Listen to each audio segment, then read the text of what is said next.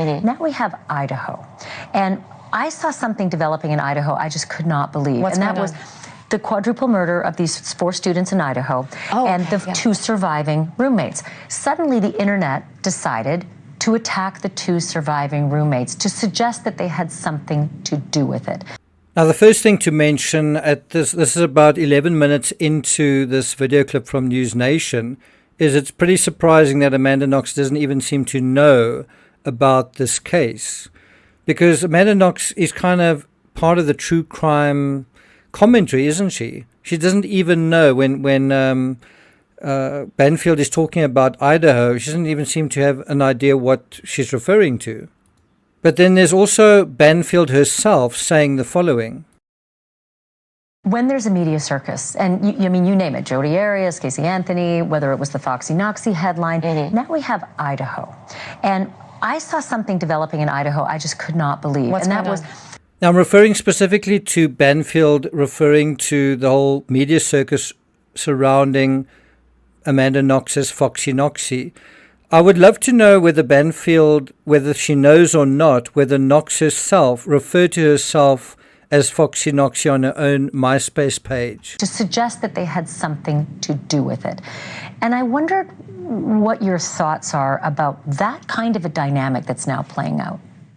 Right, that if somebody's like, there's a sort of survivor's guilt by proxy, where if you have survived a crime, that must mean that you must be involved with it, because how otherwise might have you survived it? That I find that deeply, deeply troubling. That I got nightmares in my head, I fear thoughts build up until I can't feel that my mind fills up into a creature, and it haunts me somewhere much deeper. I got nightmares in my head. Hello and welcome to True Crime Rocket Science, the most authentic voice in true crime. I've actually read a really interesting article by Valerie Stivers, published about a day or so ago on the website Unheard. I'll put a link to that in the description. It's titled The Creepiness of Amanda Knox, and how she continues to fascinate us, and not really in a very good way. What's really interesting about this article is, although the writer thinks that Amanda Knox is innocent, despite covering this case, or covering the book that was coming out and her appearances, her opinion on that changed, where she thought, although I think she's innocent, I can understand why people thought she's guilty, because she's quite a strange cat in a way. Her demeanor is quite strange, and she's also quite tone deaf. Now, I have to say, I'm quite appalled by Banfield's clueless interview with Amanda Knox, even more appalled than Knox herself interviewing John Ramsey. Right, I'm even more appalled by that, but that happened also in the past couple of days. But that actually makes sense. Knox interviewing John Ramsey, and then both former suspects cheerleading the other's intruder theory scenario. You do know that Knox is basically saying someone broke into their home, even though when she got there, the door was open. And so a couple of sound bites off the top of my head. But before we get to that, if you haven't subscribed to the channel, please do. If you find this analysis worthwhile, please hit the thanks button and let's get started. So for starters, John telling Knox that the real crime here wasn't the murder of a little girl, it was what was done to us. I'm not going to play you that clip. I don't really want to use any of her content, but it's nevertheless something that John has said before many, many times, including on Dr. Phil. I think he also said it in that interview with Crime Junkie. And I'm sure that resonated with Knox, because in her case, the real crime wasn't what was done to Meredith, it was what was done to her. And correct me if I'm wrong, in Banfield's almost 15-minute interview, does anyone mention Meredith Kercher one single time? So if you're going to make this whole case about remember the victims, think about the victims, you're not even going to mention the victim when you're talking to Amanda Knox about herself and her case. And let's just be clear. No, John, the crime in the Ramsey case is the murder of John Bonet, not how you thought you were treated. And then Banfield asking Knox what advice she would give to the 2 survivors in the Idaho 4 case. Let's listen to that little section. like, not only have they been utterly victimized by this experience, but now they're being suspected merely because they are they're in the play, they are victims Physically of the crime. present. They're physically present. Like, that's insane. And it's very similar to my case where, like... Is it very similar to her case? And what is insane about suspecting people who are physically present in a crime scene when the crime was perpetrated? I mean, that is precisely why there's this suspicion against the Ramseys. And even the Ramseys say that is in a way legitimate, that you would expect that kind of situation, especially in that kind of crime. They say that is to be expected, but then, consider other options. But is Amanda Knox correct in saying that this case, the Idaho 4, which she seems not even to be aware of when it's mentioned, is exactly like the case that she was in? Because there, I think, are a couple of important differences. I lived in that house. That's what the prosecution could prove. But they immediately latched onto this idea that it was a conspiracy, that it wasn't the break-in that it seemed, and therefore the roommate has to be involved. Do you have advice for these two young women who are in this world, that they're trolled endlessly? They have to go through a trial, they have to testify, and they're traumatized by the hell they've been through. Well, first of all, are they actually being accused by the Just detectives? the internet trolls. Just the internet trolls. Yeah. Okay, so as long as they, different. right, they don't need to lawyer up necessarily.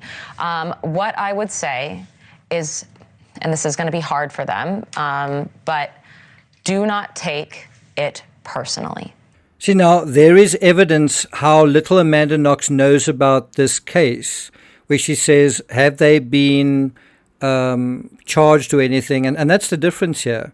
They haven't been charged, whereas Knox was charged, where Knox went on trial for murder. None of these survivors are in that same situation. Another thing that is, I think, very different is when the police went through the villa in Perugia, they couldn't really find any fingerprints of Amanda Knox, even though she lived there. Whereas I'm sure you probably would find the fingerprints of the survivors all over. What does that tell you, that they couldn't find the fingerprints of Amanda Knox? Well, just to be clear, let me just make one correction. Only one usable fingerprint of Knox was found at the cottage, even though she lived there, and that was a print on a recently used glass in the kitchen. Now, coming back to this question in terms of Banfield asking Knox, what advice she would give to the two survivors in the Idaho 4 case, I must say I'm quite amazed at how impersonal and lacking in empathy Knox is when she addresses that. She basically unhelpfully suggests not taking it personally. I think a more genuine response from Knox would have been to suggest what she did, hire a PR firm. But of course, who, if you were truly innocent, would even do that or care enough to do that? Can you imagine these survivors employing a PR firm as Knox did? What the hell for? What's pretty incredible to watch is how the Knox the victim narrative is placed side by side with the Idaho 4 survivors as though it's true crime intertextuality. It's not. There's absolutely nothing similar about the two cases. One word Knox likes to use is victim and victimizing. Firstly, none of the two survivors are on trial for murder except in the court of public opinion, and that's just laughable.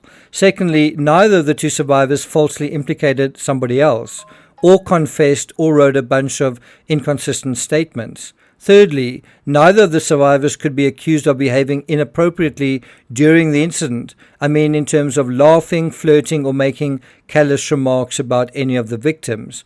The only area that is a little similar is how long Knox took to call the police compared to how long the survivors took to do the same. There is a bit of a problem there. And I don't think the survivors called the cops and said, please come, I think something has been stolen. They knew something was wrong with the people in the house, and they made a lot of effort to make contact with them in a series of texts and attempted calls at that time. That is documented. Whereas Knox needed someone, Philomena, to ask her to find out how Meredith was.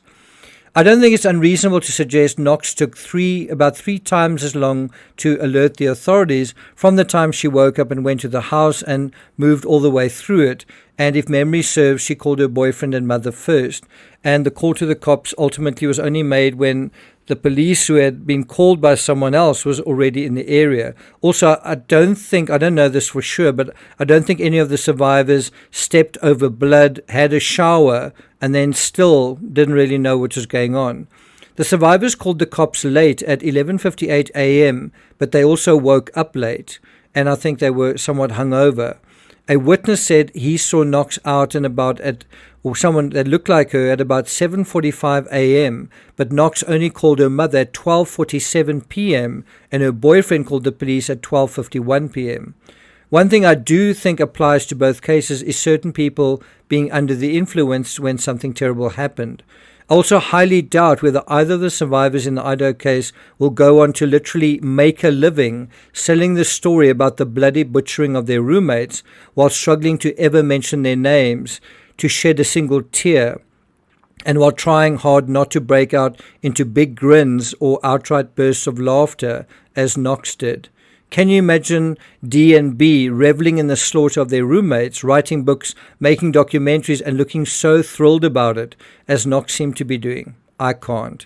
In any event, I'm not going to take it further than that. Look out for the next episode on the Ramseys coming up quite soon. Thank you for listening, and I'll see you guys next time.